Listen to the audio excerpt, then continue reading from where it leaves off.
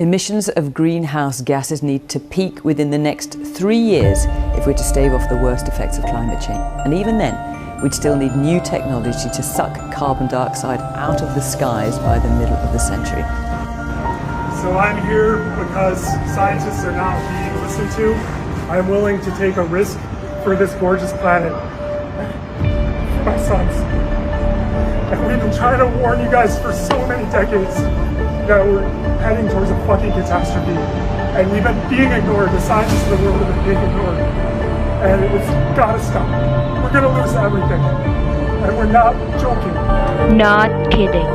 Some humans' negligence to Earth's inkling death will be the end of the livable planet. Start doing proactive actions today or we will all vanish shortly. Recycling junk seems small, but it can make a difference.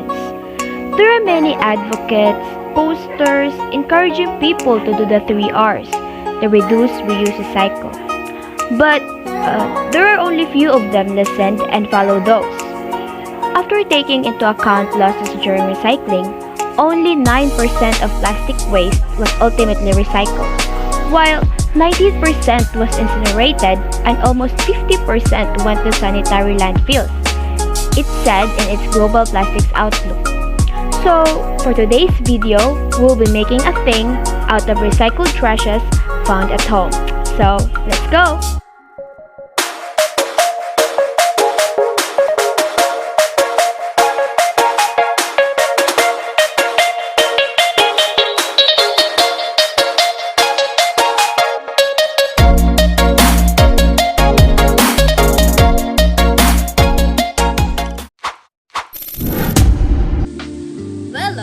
Welcome to SM Create Something. Did you notice the spelling of wheel in the sub? Well, we will be dealing with wheels for today's video. So, a little trivia. Did you know that the first invention of wheels was made of stones? It then evolved into wood wheels and later on, the leather wheel. However, more innovations came as the need for faster transportation and the idea of using less material stumped this technological breakthrough. And that's the birth of the car wheels that we have today. Since all things have both advantages and disadvantages, the disadvantage of these wheels, if they become frictionless and tenuous, they would be disposed in improper ways like left unattended at the backyard, and that's a very perfect home for mosquitoes. And some wheels are even thrown to sea, bothering the marine life. So, tired of these useless tires? Time to convert these into seats. But before we start, I would like to introduce my guest for today. My 11-year-old brother, Gian! To start, let us prepare the materials first. Then, we will clean the tire because there were dust and slow procedure cleaning on it.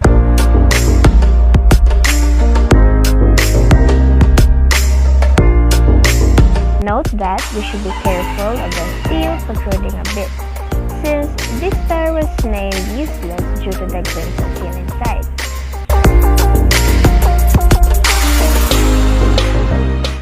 My father said that this steel is very dangerous and if we get wounded by it, then we will get tetanus.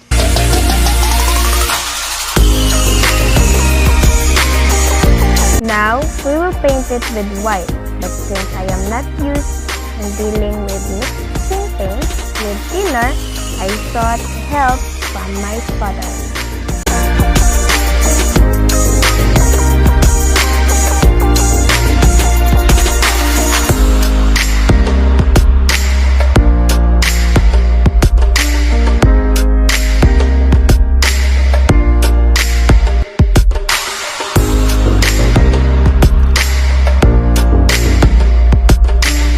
You may or may not paint the wheel, but I'm extra, so I decided to paint it. Haha.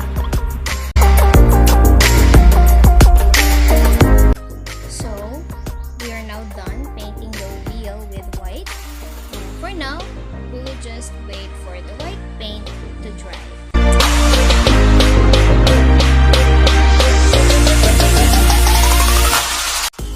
So the paint is dry now.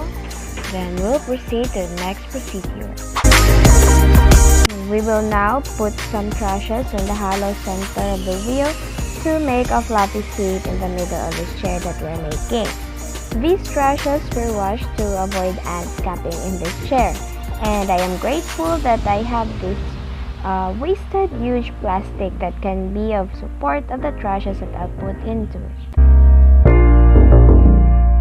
And I'm also thankful of these 3 wasted foams that we have in our house. And lastly, I covered it with some laser fabric.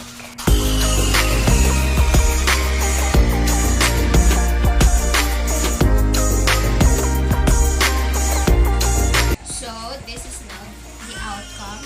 The tired chair. Ang chair na hindi pagod pero para sa pagod.